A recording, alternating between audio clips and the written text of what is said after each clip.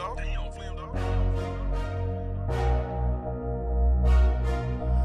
Nah, I hear you. What is up, everybody? Welcome back to GBB Live, the flagship Memphis Grizzlies podcast for Bluff City Media. I'm your host, Parker Fleming, and I have a very big-time guest. I have the host of I should have the Twitter bio popped up. I'll ask you in a minute, but man, no introduction needed for this man. It's the media pop star himself, Grizzlies Twitter Tribal Chief, Anthony Sain. Sain, what's up with you, man? Man, I'm good, Parker. What's going on, man? I'm sitting here, got sunlight beaming on me. We normally record the grind season podcast at nighttime, so I've never really known what it looks like. Yeah. So, but yeah, man, good to be here, man. Absolutely. You know, I was trying to think of what the podcast name was, man. There's so many different Grizzly name puns and all that stuff when it comes to Grizzlies podcasts and stuff out there. So I didn't want to mix it up with one of the other ones out there. But you and Jason Smith from 92.9, y'all do excellent stuff. And I also too got to rock, because we're doing the show together, got to rock one of your Asylum tees on right now. Yeah, man. After you on that shirt, man. That was a design you came up with. I said, brother, either get down or lay down. Either give me permission, I'm just gonna do it anyway. So we decided. Yeah. You gave me permission to use that design that you made, and it was a pretty good seller too, man. I sold a few of those for sure. There we go. And yeah, you know, he has a lot of cool shirts. He has one with Dylan Brooks about the keep blogging. It's cute quote that he had at Draymond, and he has a bunch of stuff for 12. Just a bunch of stuff Memphis Grizzlies. You should definitely check it out. Before we really kind of get into the real beef in the show here is, so I think we're the first podcast since John Morant, the news came out about him checking into a rehab facility. It was a weird thing. It wasn't really spun as a rehab facility. They just said a facility in Florida. And I don't really have any other take beyond just like, I'm very glad that it's public, just because it's just saying that John Morant, he's getting help. He's getting professional help in a time where he needs it. He's making himself vulnerable and open to change. And, you know, it's all part of this long-term healing process. And, you know, of course, you know, the city and everything, we all support 12, man. And we want him to do well. I mean, just not even just for the sake of coming back for the playoffs in the season. Like, we just want him to be right long-term so that he can really, really unlock his full potential, because he has the chance to do a lot of special things, not just in this city, but in the league as a whole. Saying, do you have any, like when you saw that, did you have like any sort of thoughts on it or anything that you want to echo? Yeah, I'm sorry, man. I kind of assumed something like this was going on, just kind of reading tea leaves and kind of making assumptions and kind of, you know, tying things together. I didn't think Ja was just at the house, you know what I'm saying, getting his mind right. It felt like it might have been something, whether it be, you know, medical or something, clinical or something that they were doing with him to get him the help he needs. So I figured he was doing something in some type of counseling, some type of therapy type situation. So I wasn't really shocked by the news.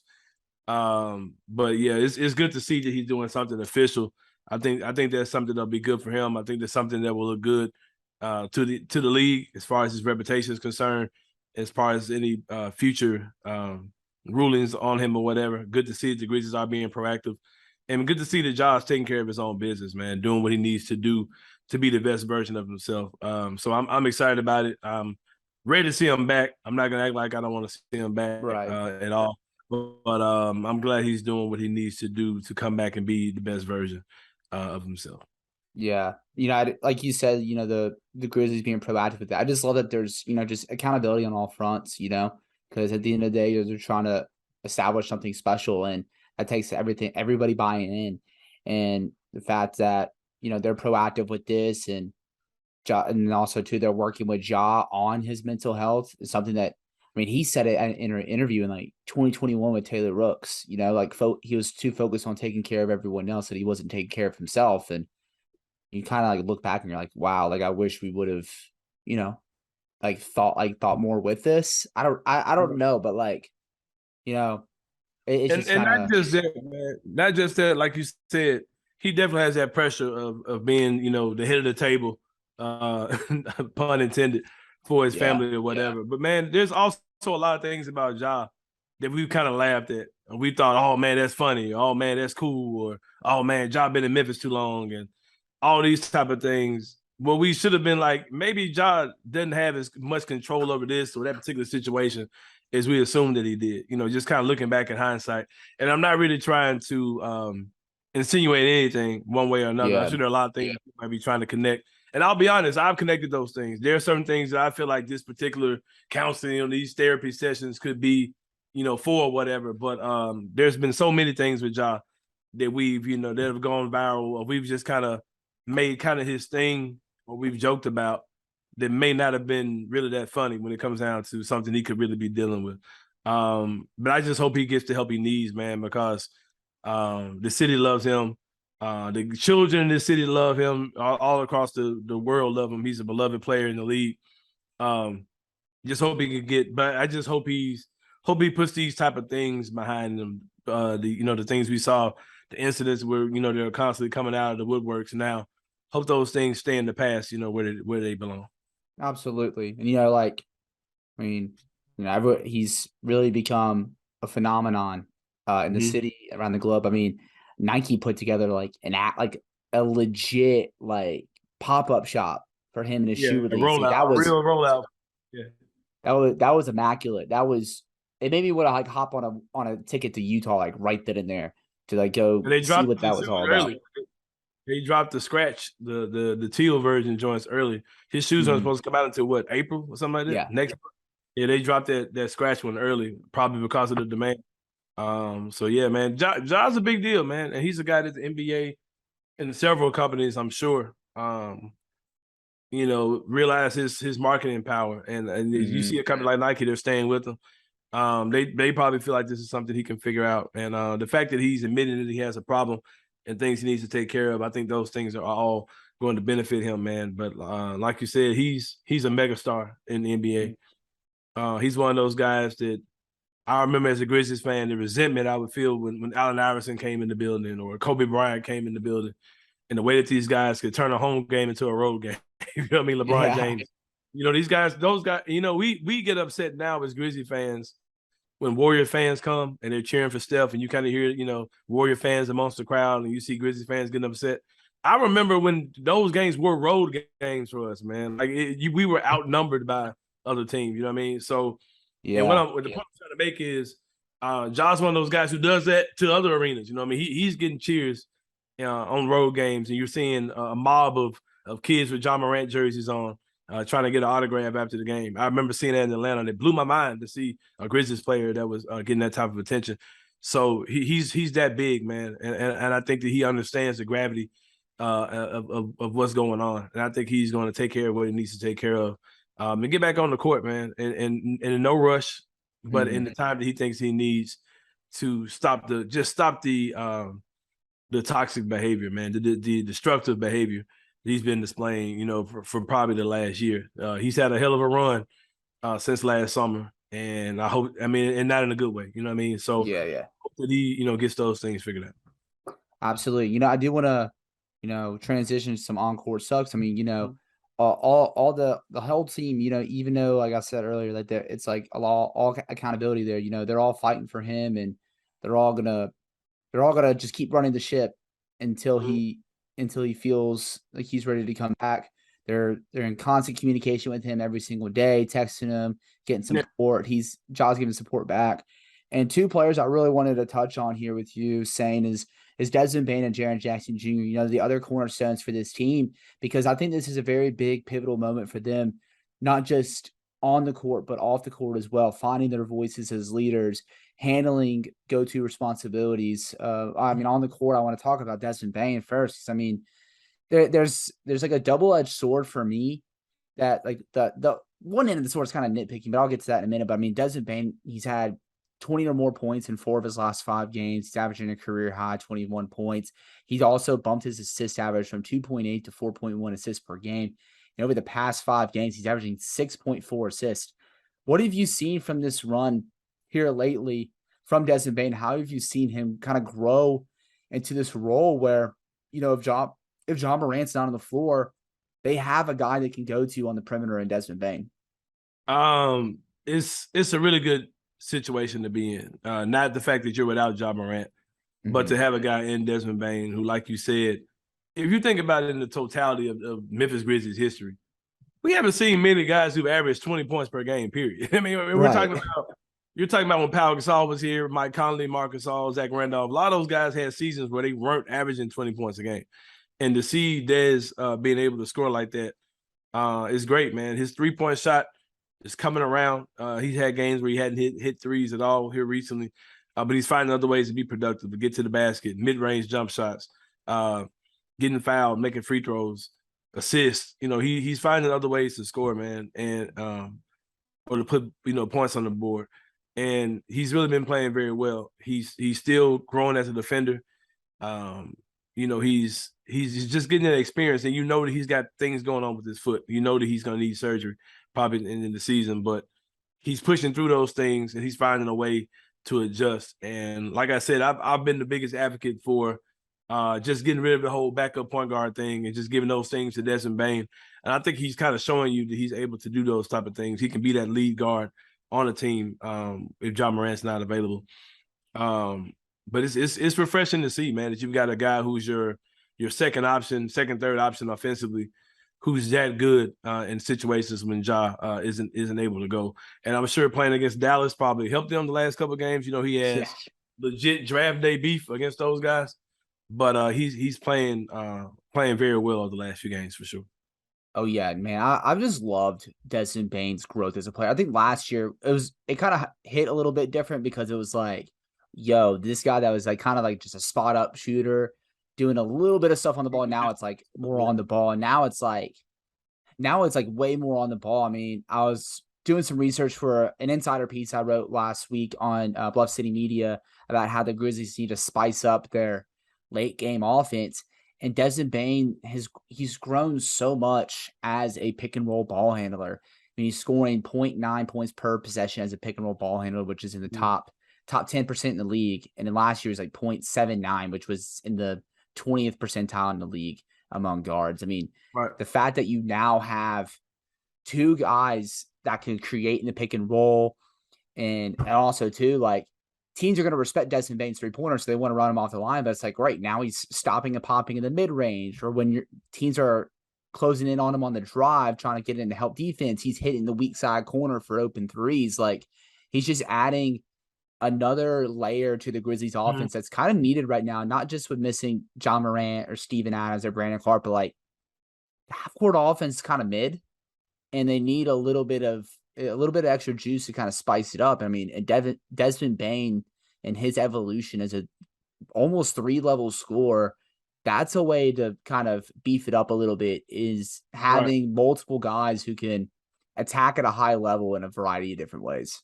Yeah, it's wild to see him do it because, like you said, when he got here, we knew he had the shooting acumen. We knew he could knock down shots.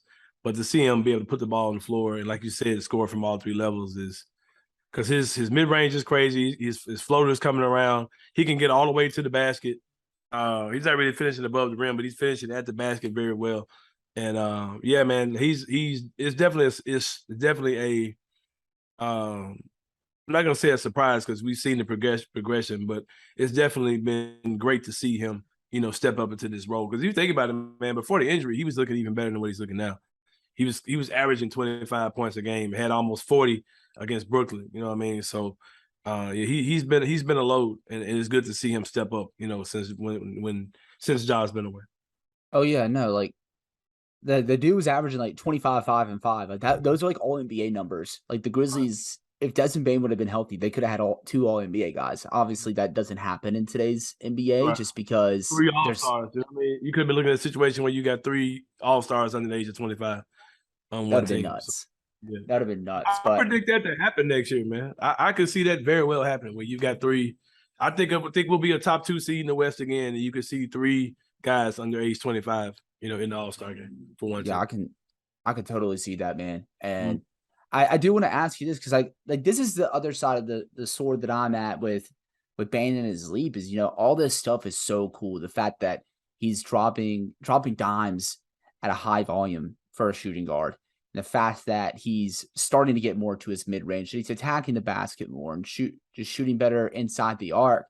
But I guess my fear is that I don't want it to come to a detriment to his 3-point shooting, not in the sake of accuracy, but at volume. I mean, I'm looking at his splits since the start of 2023. He's shooting 42.6% from three, but he's only shooting 6.5 threes per game, and like roughly 40% of his shots have come from beyond the 3-point arc.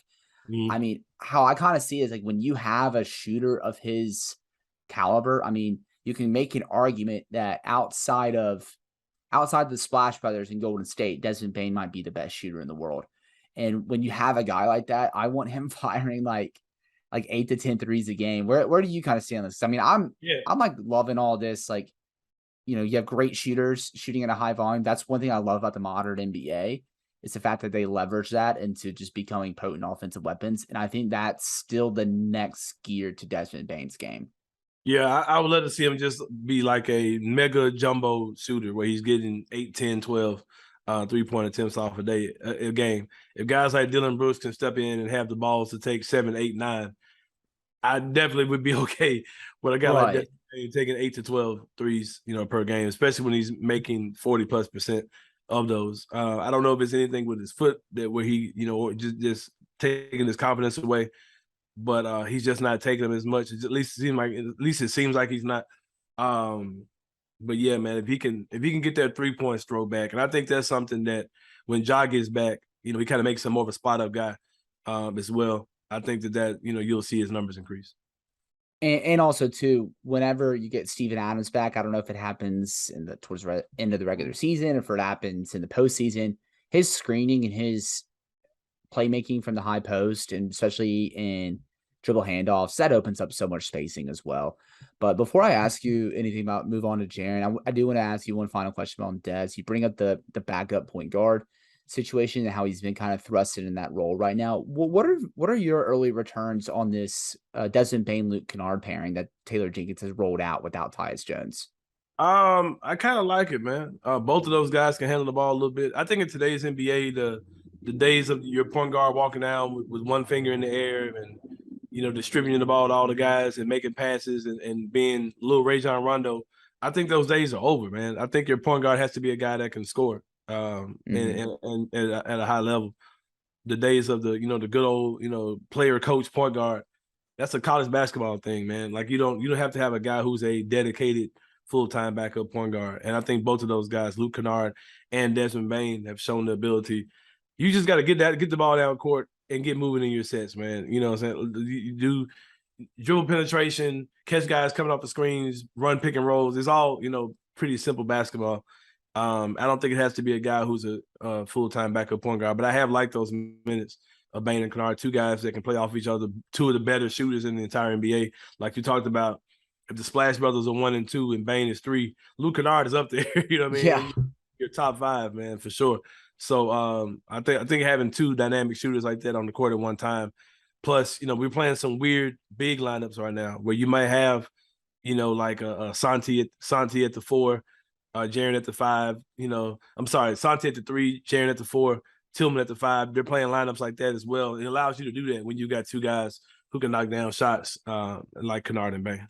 Oh yeah, I'm definitely loving the lineup funk from Taylor Jenkins so far. Having to kind of get grimy with it right now. Funk it up. I mean, the other night he was rocking Dylan Brooks at the 4. He said David Roddy at the 4 next to Aldama or Jackson. Like, there's just been a lot of funkiness going around. And I know it's not ideal circumstances right now, but I'm loving it. I'm loving all these mashup lineups. The no point guard lineups with Desmond Bane and Luke Kennard. You have David Roddy running amok. I just want to see how he looks against a team that's not the Dallas Mavericks. But man, I'm loving all this right now. But I do want to ask Miami. What's up? Miami. Where is he at now? PJ Tucker, where is he? Philly. Who's the 4? Is Kevin Love, right? Who was the 4 before Kevin Love was there? They had one of the Morris twins or something?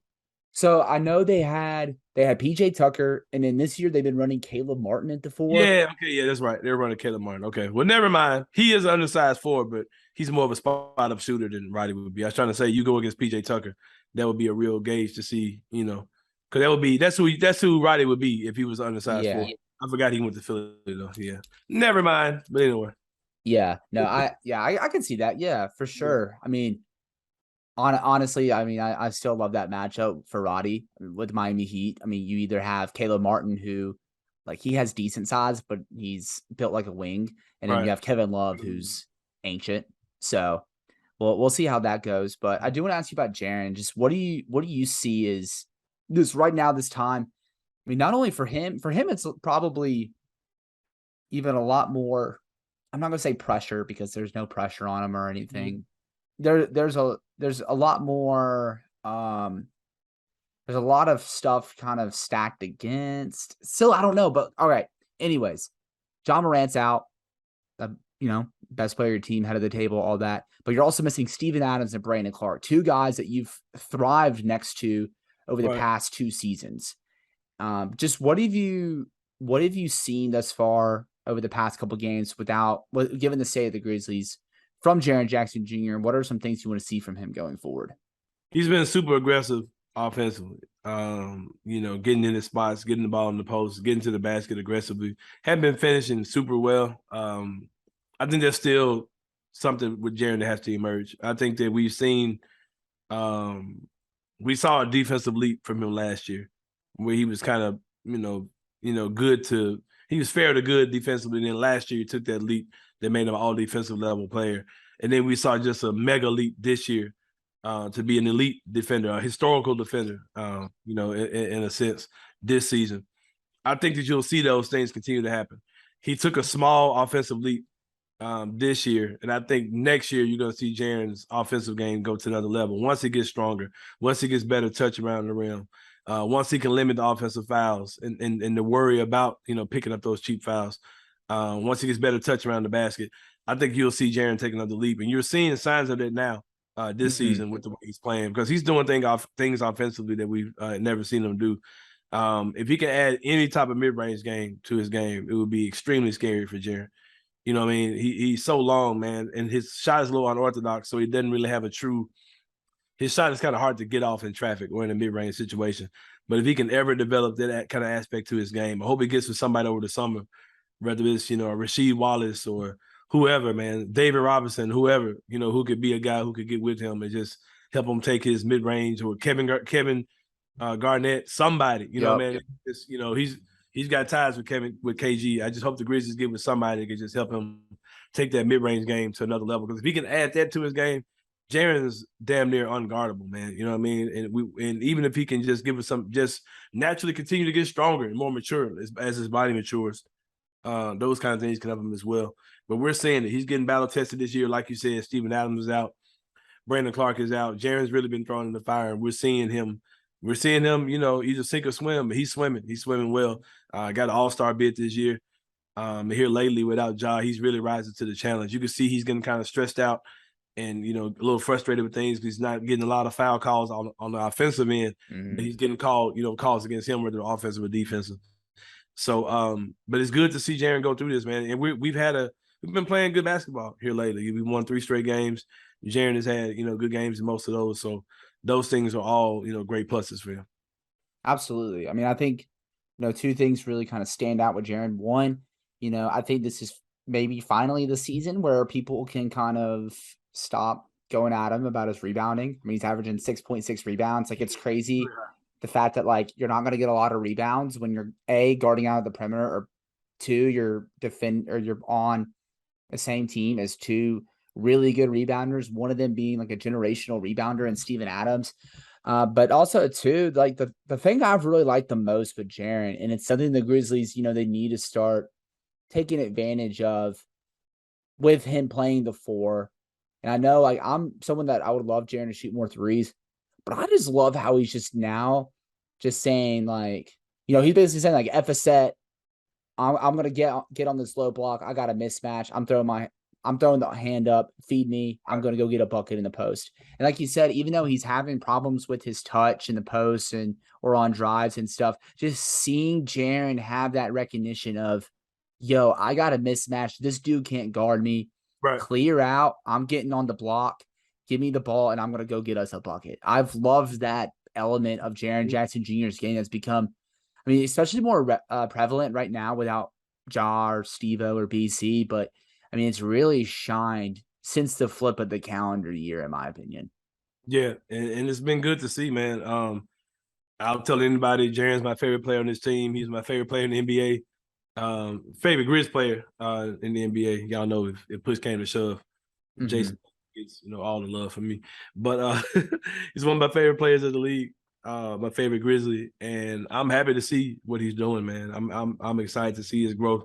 I think there's another leap in there, man. I've been telling y'all, throw your money at Jaren Jackson Jr. for most improved player next year. I think there's another. I think it has to be, man, because Has to be. he's scoring for some of the simplest things. It looks so easy to him, and the things that are he's still struggling with. You can see, okay, if he tightens it up, man, like in the next year or so, he's gonna be incredible. And like I said there's a guy that Jaren looks like that I'm afraid to say who he looks like because people are gonna say no, but he looks a little Anthony Davis-esque, man. He's an elite defender. He's able to score and dominate guys in the post. He can knock down threes. He doesn't have that mid-range game that AD has, but man, I'm telling you, Jaren's numbers this season look a lot like some of those younger, getting ready to go into his prime years for AD. And Jaren, like I said, man, I'm extremely excited to see what's next for him. Yeah, I'm just incredibly honored that you threw out that comp that you said you didn't want to throw out there yet on this podcast. I Well, I appreciate did. that. I answered it on Twitter. Oh, okay. Somebody guessed it, so I was like, yeah. But yeah, man, he's making leaps, man. He's like I said, he's getting stronger. His body is catching up to him, and he's I remember like Ja's rookie year when we played the Lakers, and we got a big lead on the Lakers early, and the Lakers just Mhm. started coming back, and AD was just dominating Jaren, and you would just see Yeah. certain big Rudy Gobert, like Jaren just couldn't do anything with him. Jaren looks like he's on an equal or better plane with those guys, as far as ability. And just seeing that happen over the course of a few years, that's kind of scary, man. Because Jaren has a very long runway. He's only like 23 years old. And you got a guy who's that young, and he's looking like he's on pace with guys who used to physically dominate him, not just out get the best of him, but dominate him. Even as early as 2 years ago. So to see him, getting on a place where he's looking equal or better than some of those guys right now is definitely, encouraging for sure. Yeah. And you're talking about this leap, and I'm looking at his basketball reference page right now. I'm not gonna say per 36 because nobody's gonna play 36 minutes in a Taylor Jenkins No, regular ain't happening. season. But I mean, his per 36 numbers are 21.8 points, 8.6 rebounds, 1.3 steals, 4 blocks. Yeah. Imagine scaling that down just a little bit to about if he 18, even just played more. If he played 32 minutes a night instead of 27.8, and he's averaging 17. 21-8 with almost 5 stocks a game. Like that's an all NBA big man. Right. I don't Yeah. think people understand like how good Jaren has been and how good he could be. You know what I mean? For sure. So Yeah.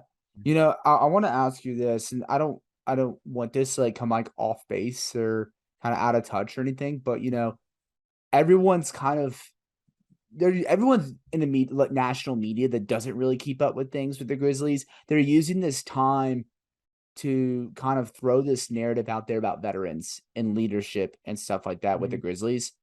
And a lot of the players on the Grizzlies kind of debunked that. It's like, we got Steve-O, we got Dylan, we got Tyus, and I think all those guys are good veteran leaders. They say that it's also by committee. That's how Desmond Bain described it. I mean, whether it's Dez, Jaren, Ja, but I mean, I think this should I feel like this is a good moment or a good opportunity for Jaren to kind of find his voice as a leader. Because I mean, I think he has that presence around him where people are going to listen to that guy. I mean, he got nominated by a veteran to be on the National Basketball Players Association as a VP at just 23 years old. I mean, he's been here longer than any other Grizzly aside from Dylan Brooks. I think this is a chance for him to really kind of find his voice as a leader and kind of take that next step. I mean, I guess if you wanted to throw out big man comps, like this is his KG moment, finding his voice as a leader and being that guy for the Memphis Grizzlies. What do you think on those kind of fronts for Well, Jaren? I call Jaren, baby Bill Russell for sure. He's I mean, but seriously though, man, he's been an activist about certain things. He stood up during the pandemic, social justice stuff. He's definitely been on the front line as far as that goes. voting, all these type of things. Jaren has been very opinionated about those things. The Tyree Nichols situation, he spoke up during those. And I just think he's going to continue to grow, whether as a leader on and off the court for this team. This is always going to be John's team, but I think as Jaren matures, you're going to see it kind of shift over to him being that, more so like that Bill Russell type guy to John's Larry Bird. You know what I mean? So I could definitely see something like that for sure. But we're forgetting these guys are constantly growing. They're not. They're Jaren's at year 5, John's at year 4. In a couple of years, you're going to be coming up on 10 years for these guys. Staring at 10 years in the league right in the face, and they're definitely going to be vets. I wouldn't mind it, and some older guys to this team. Maybe you could get a guy who's an older guy who could, kind of create off the dribble and be a kind of a, your scoring punch off the bench. Wouldn't mind something like that. An older wing, an older combo forward. Maybe like a Thad Young type guy, somebody like that. I definitely wouldn't mind having a guy like that on this team for sure. Or Will Barton, some guys who kind of know this city in particular, either one way or another. I would love to see something like that, but if it doesn't happen, and it's not happening, you know what I mean? I don't think these guys have any intention of getting older, bringing in those type of guys in. And the Dylan Brooks point, man, some of the names you're hearing, like the Carmelo Anthonys, the Dwight Howards, DeMarcus Cousins, these type of guys, they wouldn't be coming here trying to be a part of what the Grizzlies are doing. They'll be coming in trying to cement something to keep themselves in the league. It'll pretty much be all about them. It'll be hard to find a guy who can really fit what we're asking for, and also fit the team's needs on and off the court. I'll tell you what, when I asked Dylan Brooks about that veteran question, I did not know that was the direction he was going to go, which is the Dylan Brooks media experience in its totality. It's like you never know where he's going to get. Come out of the shower. You might be 10 minutes, it might be an hour. You know what I mean? So it's always an experience with Dylan for sure. Yeah, because I remember, it was like I was probably stayed there longer because we're waiting on Dylan. So I was like texting my wife, say, hey, it's gonna be a little bit where we got to hear what Dylan's got to say, and he's not coming to the podium, so we're gonna have him in locker room. And she's like, all right, all good. And he dropped an all-timer, but yeah. The fact that, I ask him that, and then he just goes, he just like kind of name drops immediately. Goes, who do you want us to sign? Carmelo Anthony, Dwight Howard? And I'm like, yo, he's not wrong, but social media I didn't take what he said that way at all. I just took it as he was being truthful. Like, those guys are great players, but they wouldn't come in and they couldn't benefit. We wouldn't benefit off of those type of guys. Not as far as the leadership role is concerned. Those guys are trying to get back into the NBA. Like a guy who, I understood exactly what Dylan was trying to say, man, for sure. Those guys are about themselves right now, and that's understandable. They're trying to get back in the league. So, I didn't take that wrong at all. And I agree with him, man, like for sure. Oh yeah, for sure. Saying it's about all the time we have on the show. I guess one final question I'll ask you. Mm-hmm. When it comes to a first round series, which Jaren matchup do you want the most? Man, get less in Jaren's, like I said, his progression. I want to slay the dragon, man. I want to slay the big brother dragon of Draymond Green. If we can get a 2-7 or 3-6 Grizzlies versus Warriors, that's the one I want to see. I want to see him. If he can successfully slay the dragon of Draymond Green and end Klay Thompson's season after the stuff Klay said about him, that would be the most storybook ending for Jaren for sure. So give me Draymond and the Warriors, whether it's 2-7 or 3-6. I feel like you just want to hear Jaren call Klay a bum at the press conference after the elimination. Holy smokes, or whatever it is that Klay said, whatever. Clay's such a clown. But yeah. And I also pride myself in not liking Klay Thompson way before any of y'all did. Like I should have told y'all this was coming. I tried to, but people tell me, how do you not like Klay Thompson? And it sounds so wild to hear people if they were to say that now. But I saw it, man. I saw it. I knew Klay Thompson was an unlikable dude. I've been felt that way about him for sure, and now we see it. Oh yeah, you've been on that. Man. I appreciate you coming on the show. Is there any other stuff you want to add? Anything you want to plug in before we sign off here? Yeah, man. Like we mentioned at the beginning of the show, Grind Season podcast. Season is spelled SZN. Trying to be hip, 40-year-old plus man over here trying to be cool with the name. But yeah, check it out. Grind Season podcast. Wherever you listen to podcasts, follow me on Twitter at Sain Asylum. You can purchase. You can also follow Grind Season podcast at Grind SZN Pod on Twitter. Asylum Tees 901 is where you can find a ton of Grizz gear like Parker Fleming is wearing in this square to my left. That's the what was that shirt? That was the It was a great certified album. certified 12. 12. Yeah, the certified 12 tee. That's one of many you can get over there. Got some new stuff out as well. Check that out. Support a local entrepreneur, so to speak. Absolutely. But yeah, also support Bluff City Media. Subscribe today to what those guys are doing. If you're listening to this, you must be subscribed because ain't shit free on this side. But yeah, No, these are free. These are free. okay, all right, cool. Well, yeah. If you're listening to this, go subscribe to the paid stuff, man. You know where they got the real deal stuff over there with Bluff City Media. Check those guys out. Check me out. And yeah, man, thanks for having me on today for sure. Yeah, no problem. I appreciate all the love there. Yeah, you can follow me on Twitter at Pock_Flock, and you can still follow Grizzly Bear Blues on Twitter at SBN Grizzlies, and find us on bluffcitymedia.com, and make sure you're tapping in with all of our podcasts. I mean, I kind of feel like I got to take a deep breath before I rattle off these names, but we got GBB Live, the Next Gen podcast, the Core 4 podcast, Starting 5 podcast, and Grizzly Bear Bets, staying on with the Grizzly Bear Blues podcast network and that feed. We also have On the Bluff with Gabe Kuhn and Christian Fowler. We got the Will Coleman Show. We got Tigers Untapped. We got Tigers Tonight. And then we also have the 901 Soccer podcast. So go to bluffcitymedia.co and you can find all those podcasts, both the audio and video version of those. And make sure you're subscribing to our insider content. Like Sain said, man, I mean, for just $5 a month, you get a daily Grizzlies insider piece. You have a bunch of Tiger stuff going on, especially with the NCAA tournament, transfer portal coming up, recruiting. Hop into our Discord for, a bunch of cool stuff, man. We're really just trying to, we're not just trying to take your money so you can read our stuff. We're really just trying to establish a community here at Bluff City Media. We want to have watch parties. We want to have fundraisers. We want to do a bunch of different cool stuff to just kind of, bring the city together over the Memphis sports that we love. And we want to just provide content any way that you can so you feel like you get your money's worth. So yeah, make sure you go to bluffcitymedia.co/join. And if you subscribe for an annual membership, use my promo code GBB Live for 10% off your purchase. And with that, I'll see you next week.